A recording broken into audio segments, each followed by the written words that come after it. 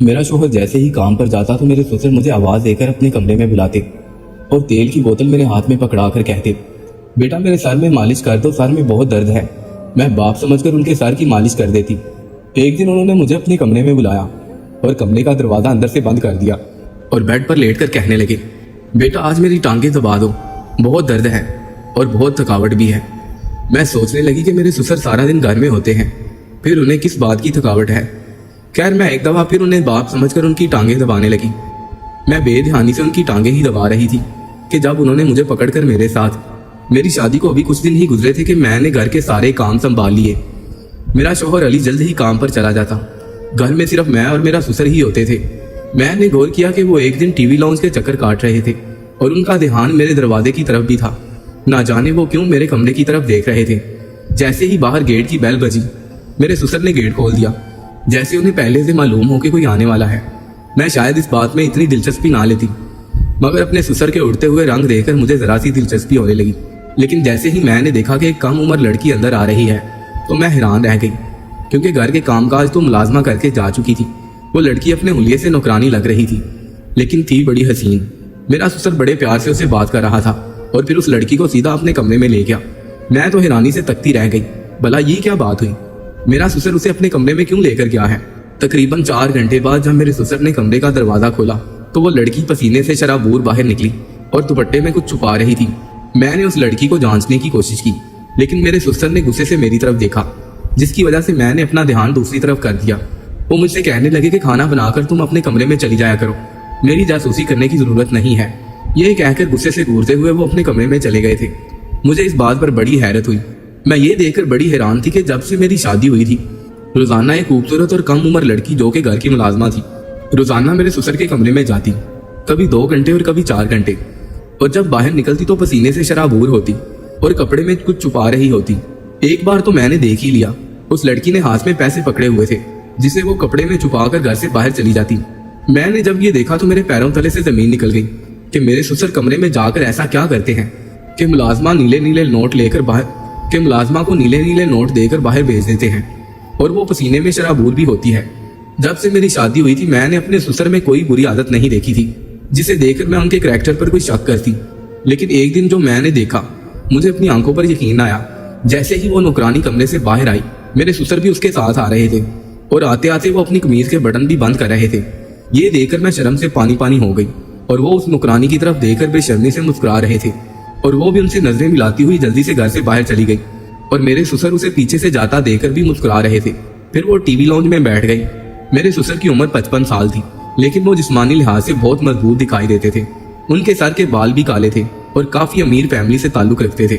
इसके बरक्स मेरा ताल्लुक एक गरीब फैमिली से था और मुझे इस बात पर यकीन नहीं आ रहा था कि वो लोग इतनी अमीर तरीन फैमिली से ताल्लुक रखते थे, फिर भी मुझ जैसी गरीब लड़की से उन्होंने अपने बेटे की शादी क्यों करवाई थी। मेरा शौहर इंतहाई खूबसूरत और पढ़ा लिखा इंसान था, उन्हें तो कोई भी अमीरजादी शादी के लिए कबूल कर लेती, लेकिन उन्होंने मुझ जैसी गरीब लड़की से ही शादी क्यों की। ये बात मुझे कुछ हजम नहीं हो रही थी। रिश्ते वाली ने हमें बताया था कि मैंने एक बड़े घर का रिश्ता ढूंढा है। उनका मुतालबा ये है कि लड़की खूबसूरत होनी चाहिए, चाहे गरीब फैमिली से ही क्यों ना हो, हमें कोई एतराज नहीं है। और रही बात खूबसूरती की, तो मैं अपने खानदान की सबसे खूबसूरत लड़की थी। हम 2 बहनें थी और दोनों ही बहुत खूबसूरत थी। हमारे सर पर बचपन से ही बाप का साया छिन गया। हमारी माँ ने लोगों के घरों के काम कर करके हमारी परवरिश की। जब हम जवान हुई तो जहेज ना होने की वजह से हमारी शादी नहीं हो रही थी। मुझे जब ये लोग देखने आए तो सिर्फ मेरे ससुर ही थे और मुझे देखते ही इन्होंने पसंद कर लिया और मेरे हाथ में उसी वक्त अंगूठी पहना दी और उसी वक्त रिश्ता पक्का कर दिया। ये सुनकर तो मेरी माँ खुश हो गई।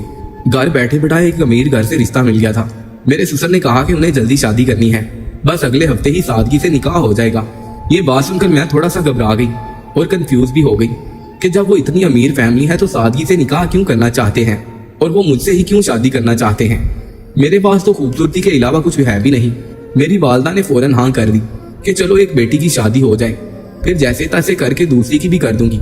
मेरा दिल खौफ में मुब्तला था कि वो लड़का कहीं माजूर ना हो या फिर उसमें कोई ऐब होगा जिसकी वजह से वो मुझसे उसकी शादी जल्दी से जल्दी करना चाहते हैं। लेकिन मेरे सारे भाम उस वक्त खत्म हो गए जब मैंने अपने शौहर को देखा। मेरा शौहर बिल्कुल ठीक था और लंबे कद का खूबसूरत मर्द था। बाकी सब तो ठीक था, लेकिन वो कोई भी काम अपने वालिद की मर्जी के बगैर नहीं करता था। मैंने आज तक उसे अपने बाप की बात को टालते हुए नहीं देखा था। उनका हर हुक्म मानते थे और मुझे भी उन्होंने इस बात की तलकीन की थी कि मैं भी अपने ससुर का हुक्म कभी ना टालूं। मेरी शादी को अभी कुछ ही दिन गुजरे थे जब मैंने घर में खूबसूरत नौकरानी को आते हुए देखा। वो जैसे ही घर में आई सीधा मेरे ससुर के कमरे में चली जाती और तकरीबन 2-4 घंटे बाद वापस आती तो पसीने में शराबूर होती, लेकिन चेहरे पर मुस्कुराहट होती और हाथ में नीले नीले नोट होते। पहले पहल मैंने तो ये सब कुछ देखकर घबरा गई। न जाने ये कैसे लोग हैं, मेरा ससुर किस तरह का आदमी है, वो क्यों उस लड़की को अंदर ले जाया करता है। मैं अपने ससुर से पूछ भी नहीं सकती थी। फिर मैंने सोचा कि शायद कोई काम होगा, मुझे अपने अंदर किसी शक को पालने की जरूरत नहीं है। मैं ऐश भरी जिंदगी गुजार रही थी, इसलिए मैं अपने लिए कोई मुश्किल खड़ी नहीं करना चाहती थी। लेकिन जिस दिन मैंने अपने ससुर को कमीज के बटन बंद करते देखा तो मैं हैरान रह गई। अब तो कुछ भी देखने के लिए बाकी नहीं रहा था। मेरी जगह अगर कोई भी होता तो जरूर गलत सोचता, जैसे आप लोग इस वक्त सोच रहे होंगे। बहरहाल मुझे अपने शोहर से बहुत डर आने लगा। मैं उनसे कभी भी सामना नहीं करना चाहती थी और ना ही उनके कमरे में जाना चाहती थी, क्योंकि मेरे दिल में डर बैठ गया था कि कहीं वो मुझे ही ना पकड़ लें। एक हैरानकुन बात यह थी कि जब मेरा शोहर घर होता तो वो मुलाजमा हमारे घर नहीं आती थी, इसलिए मेरे शोहर को इस बात का इल्म नहीं था कि मेरा ससुर उनकी गैर मौजूदगी में जवान नौकरानी को अपने कमरे में क्यों बुलाता है, और ना ही मैंने उनसे इस बात का जिक्र किया था। लेकिन एक दिन जो मेरे साथ हुआ उससे तो मेरी रूह कांप गई। पिछले कुछ दिनों से नौकरानी नहीं आ रही थी और मेरे ससुर को जैसे किसी चीज की तलब हो रही थी। वो बार बार गेट के चक्कर काट रहे थे और फिर उन्होंने अपने एक मुलाजिम को भी बेचा कि उस नौकरानी का पता करो, वो पिछले कुछ दिनों से क्यों नहीं आ रही है। फिर उस मुलाजिम ने आकर बताया कि वो नौकरानी बहुत बीमार है। ये सुनकर मेरे ससुर परेशान हो गए और फिर घर से बाहर चले गए। फिर कुछ देर बाद वो घर आए। मैं उस वक्त अपने किसी काम में मसरूफ थी जब उन्होंने मुझे आवाज दी और कहने लगे कि फटाफट मेरे कमरे में आओ। ये सुनकर तो मेरे होश उड़ गए। भला मेरे ससुर अपने कमरे में मुझे क्यों बुला रहे थे। मैं बिल्कुल डरी हुई थी और सोचने लगी कि जाऊं या ना जाऊं। फिर मुझे अपने शोहर की बात याद आई कि मेरे बाप को कभी भी किसी बात से मना मत करना, इसलिए मैं उन्हें इनकार नहीं कर पाई थी। अब तक मेरे शोहर का रवैया मेरे साथ बिल्कुल ठीक था, क्योंकि मैं अपने ससुर की हर बात को मानती थी। इसलिए मैं अपने ससुर के कमरे में चली गई। पहली बार मैंने अपने ससुर का कमरा देखा था। उनका कमरा बहुत बड़ा था। कमरे के अंदर हर जरूरत की चीज मौजूद थी। मैं जब अंदर गई तो उन्होंने कमरा बंद कर दिया। मेरा दिल धक धक करने लगा कि आखिर वो ऐसे क्यों कर रहे हैं। फिर वो बेड पर जाकर बैठ गए और मुझे अपने पास बुलाने लगे। मुझे कहने लगे जल्दी से मेरे पास आओ। मैं डरती डरती उनके पास पहुंची तो उन्होंने अपनी कमीज उतारना शुरू कर दी। मैंने फौरन से अपना चेहरा अपने हाथों में छुपा लिया। भला ये क्या बेशरम हरकत थी। फिर उन्होंने मेरी तरफ एक शीशी बढ़ाई। मैं हैरानगी से उनकी तरफ देखने लगी। फिर वो मुझे देखकर कहने लगे, वो नौकरानी जो रोज आती थी वो मेरे कंधों की मालिश करती थी। मुझे घुटनों की दर्द की बीमारी है, जब तक मैं इनकी मालिश ना करवा लूं मेरी दर्द खत्म नहीं होती। ये सुनकर मैं हैरत से उन्हें देख रही थी। मुझे अपनी सोच पर अफसोस हो रहा था। मैं उनके बारे में कितना गलत सोच रही थी और हकीकत क्या थी, मेरे अंदर के सारे खदशात दूर हो गए। ससुर भी बाप की तरह होता है, इसलिए मैंने तेल की बोतल पकड़ी और अपने ससुर को मालिश करने लगी। मालिश करवाते हुए मेरे ससुर कहने लगे, तुम तो बहुत अच्छी मालिश करती हो, तुम्हारे हाथ में जादू है। वो नौकरानी तो जान छुड़ाकर भागती है और बहुत सारे पैसे भी मुझसे ले जाती है। जब मेरे ससुर ने मेरी तारीफ की तो मुझे बहुत अच्छा लगा। बहरहाल 1 घंटा मैंने उनकी मालिश की। फिर मैं मालिश करके फारिग हुई तो उन्होंने 1000 के नोट मेरे हाथ में थमा दिए। मैंने कहा, अब्बा जी इनकी क्या जरूरत है, मैं कोई नौकरानी थोड़ी हूँ। कहने लगे, रख लो, कोई चीज ले लेना। मैंने भी पैसे रख लिए।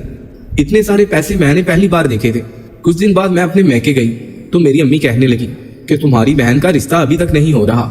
जो भी देखने आता है पसंद कर जाता है, लेकिन उनकी जहेज की डिमांड होती है। मैंने अपनी वालदा से कहा कि आप रिश्ता पक्का कर दें, और वो सारे पैसे जो मेरे ससुर ने दिए थे मैंने अपनी वालदा के हाथ में थमा दिए। इतने सारे पैसे देकर मेरी वालदा हैरान हुई और पूछने लगी कि तुमने ये पैसे कहाँ से लिए हैं। मैंने कहा कि मुझे ये मेरे ससुर ने दिए हैं, वो बहुत अच्छे इंसान हैं, लेकिन मैंने ये नहीं बताया कि मैं उनकी मालिश करती हूँ। मेरी वालदा बहुत खुश हुई और मेरी दूसरी बहन का भी रिश्ता तय कर दिया।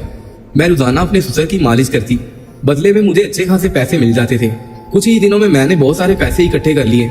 जब वो नौकरानी वापस आई तो मैंने उसे घर से बाहर निकाल दिया और अपने ससुर को इस बारे में नहीं बताया। मैं चाहती थी कि वो सारे पैसे मुझे ही मिले ताकि मेरी बहन की शादी हो जाए, लेकिन मैं नहीं जानती थी कि मैंने अपना ही नुकसान कर लिया है। यूं ही ये सिलसिला जारी रहा। मेरा माथा तब ठनका जब मेरे ससुर ने मुझसे कहा कि मेरे पैर भी दबा दो, मेरे पैरों में सूजन है। मैं उनके पैरों की तरफ बैठ गई और उनके पांव दबाने लगी। फिर उन्होंने अपनी शलवार ऊपर कर दी और कहने लगे कि मेरी पिंडलियों में भी मालिश कर दो। ये सुनते ही मेरे हाथ कांपने लगे। कंधों की मालिश करते हुए तो मुझे इतना डर नहीं लगता था, लेकिन टांगों की मालिश करना मुझे कुछ अच्छा नहीं लग रहा था। मुझे बहुत घबराहट हो रही थी, लेकिन फिर मेरे दिल में पैसों का ख्याल आया। मैंने अपनी सांसों को कंट्रोल किया और ससुर की टांगें दबाने लगी। जब मैं उनकी टांगें दबा रही थी तो वो मेरी तरफ ही देख रहे थे और मुझे देखते हुए कहने लगे, खुदा ने तुम्हें बहुत खूबसूरत बनाया है। मैं जब तुम्हारा रिश्ता लेने गया था तो मैं तुम्हें देखता ही रह गया था। मुझे ये बात सुनकर बड़ी शर्म आई। मुझे सुसर का ये अंदाज अच्छा नहीं लग रहा था। आज उनके देखने का अंदाज कुछ और ही था। वो टिकटिकी बांधे मुझे देख रहे थे। फिर मुझे कहने लगे, अगर तुम्हें अपनी बहन की शादी के लिए कुछ पैसे चाहिए तो मुझे बताओ, मैं तुम्हारी मदद करने को तैयार हूँ। ये बात सुनकर मैं खुश हो गई। मैंने कहा, हाँ मुझे अपनी बहन की शादी के लिए पैसे चाहिए तो सही, लेकिन जो पैसे मुझे देते हैं उनसे भी उनका काम चल ही रहा है। ये सुनकर मेरे ससुर कहने लगे, ये तो बहुत अच्छी बात है, लेकिन अगले ही रोज मेरे ससुर ने मुझे मालिश करने से मना कर दिया। मैंने वजह पूछी तो उन्होंने कहा, मैंने नुकरानी का इंतजाम कर लिया है। जब वो नुकरानी आई तो वो पहली नुकरानी से भी ज्यादा खूबसूरत थी। मुझे उसको देखकर इंतहाई गुस्सा आया और जलन भी होने लगी, क्योंकि जो पैसे मैं ससुर से ले रही थी अब वो मुझे नहीं मिलने थे। मुझे पैसों की सख्त जरूरत थी। मैंने ससुर से इस बात का इसरार भी किया था, लेकिन वो कहने लगे, मैं अब पैसे नुकरानी को दूंगा। मुझे अच्छा नहीं लगता कि मैं घर की बेटी से मालिश करवाऊं। फिर मैंने ये भी नोट किया है कि तुम मालिश करते हुए डरती हो। अपने दिल की कैफियत उनकी जुबान से सुनकर मुझे बहुत शर्म आई। दूसरी तरफ मेरी वालदा बार बार मुझे पैसों का मुतालबा कर रही थी। अब मेरे पास पैसे नहीं थे। एक दिन मैंने दूसरी मुलाजमा को भी छुट्टी करवा दी और उसके कपड़े पहनकर और निकाब करके ससुर के कमरे में चली गई। वो मुझसे निकाब की वजह पूछने लगे तो मैंने कहा, मेरी तबीयत ठीक नहीं है, मुझे बुखार है। आप कमरे में एसी चलाते हैं, इसलिए मैं अपने आप को ठंडक से छुपा रही हूँ। उस दिन तो मैं ससुर की मालिश कर आई और मुझे अच्छे खासे पैसे मिल गए, लेकिन ऐसा रोज रोज मुमकिन नहीं था। कहीं वो नुकरानी मेरे ससुर को बोल ही ना दे। अगर मेरे ससुर को इस बात का पता चल जाता तो फिर तो मेरी शामत पक्की थी। मेरा शोहर भी मुझे ताने देता, लेकिन मैं भी क्या करती, मुझे अपनी बहन की शादी भी करनी थी। फिर मेरे दिमाग में एक आइडिया आया कि क्यों ना मैं अपनी बहन को नुकरानी बनाकर अपने ससुर के पास भेज दूं। यूं उसे पैसे भी मिल जाया करेंगे और मेरे ससुर को ये भी लगेगा कि उन्होंने नुकरानी को रखा हुआ है। ऐसे उसकी शादी भी हो जानी थी। जहां तक मुझे याद है कि मेरे ससुर ने मेरी छोटी बहन को नहीं देखा था। मैंने अपनी छोटी बहन को सब कुछ समझा दिया और उसे पुराना सा नुकरानियों वाला लिबास दे दिया। मैंने अपनी वालदा से कहा कि अफशा को कुछ वक्त के लिए मेरे घर भेज दिया करे। मेरी वालदा भी मान गई। फिर मैंने अपनी बहन का तारुफ अपने ससुर से करवाया और कहा कि ये लड़की बहुत गरीब है, नौकरी की तलाश में थी। मैंने जब उसे आपके मिजाज के बारे में बताया तो ये मान गई। मेरा ससुर हुसन परस्त था। वो मेरी बहन को देखकर फौरन मान गया और उसे नौकरी पर रख लिया। मेरी बहन जब पहली दफा ससुर के कमरे में गई तो 2 घंटे बाद वापस आई, लेकिन उसके चेहरे पर अजीब सी नाराजगी थी। वो भी पसीने में शराबूर थी। मैंने उसके हाथों में देखा कि उसके दोनों हाथों में नोट थे। इतने पैसे ना तो कभी मुझे मिले थे और ना ही उन नुकरानियों को। उसे हम सबसे ज्यादा पैसे मिले थे, लेकिन उसने मेरी किसी बात का जवाब नहीं दिया था और नजर चुराती हुई घर चली गई और फिर अगले दिन वापस ना आई। मैंने उसे फोन किया था। वो कहने लगी, मैं नहीं आऊंगी, भले मेरी शादी ना हो। मुझे उसकी बात सुनकर गुस्सा आ गया। मैंने उसे कहा, पागल लड़की, ऐसा मत करो, क्यों पैसों को ठुकरा रही हो? इन पैसों से तुम्हारी शादी अच्छे तरीके से हो सकती है। बहरहाल मैंने उसे बहुत समझाया और वो मेरी बात मान गई। अगले दिन मेरा ससुर उसका इंतजार कर रहा था। जैसे ही उसने दरवाजे पर दस्तक दी, वो भागकर दरवाजा खोलने चली गई। मैंने उनकी बेचैनी देखी तो बड़ी परेशान हुई। उन्होंने जैसे ही अफशान को देखा, उसका हाथ पकड़कर फटाफट अपने कमरे में ले गए। मुझे उनकी ये हरकत बहुत बुरी लगी और शक भी होने लगा कि कहीं ये मेरी बहन के साथ कुछ गलत तो नहीं करते। मेरी बहन उनकी कोई गुलाम तो नहीं थी। जैसे वो उनका हाथ पकड़कर फटाफट अपने कमरे में ले जा रहे थे और फिर उन्होंने दरवाजा भी बंद कर दिया।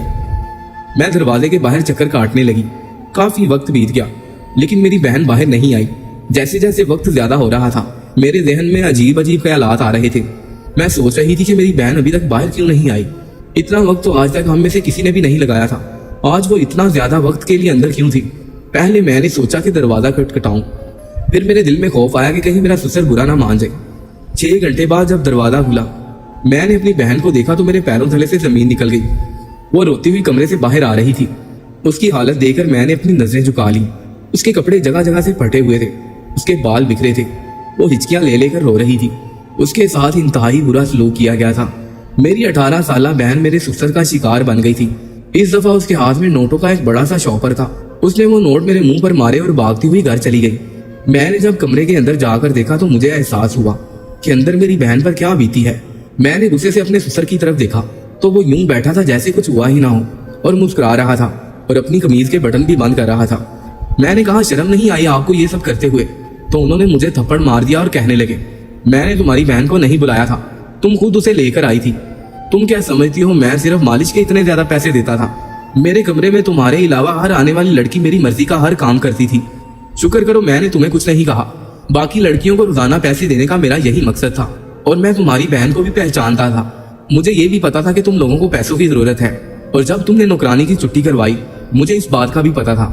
और फिर जब तुम अपनी बहन को नौकरानी के रूप में लेकर आई तो मैं सब कुछ समझ गया। मुझे पता था तुम्हें पैसों की बहुत जरूरत है और मुझे अपने काम से मतलब था, इसलिए मैंने अपना फायदा देखा और अपनी ख्वाहिशात को पूरा किया। ये सब सुनकर मैं रोने लगी और अपने आप को कसूरवार ठहराने लगी, और इस बात में कोई शक भी नहीं था। अपनी बहन की बर्बादी की जिम्मेदार मैं खुद थी। मैंने ये कैसे सोच लिया था कि कोई शख्स मालिश के इतने पैसे दे सकता है। लालच ने मुझे अंधा कर दिया था, लेकिन मैं भी क्या करती। मैंने लालच अपनी बहन की शादी के लिए ही की थी, लेकिन मुझे क्या पता था कि अच्छाई की बजाय बुराई हो जाएगी।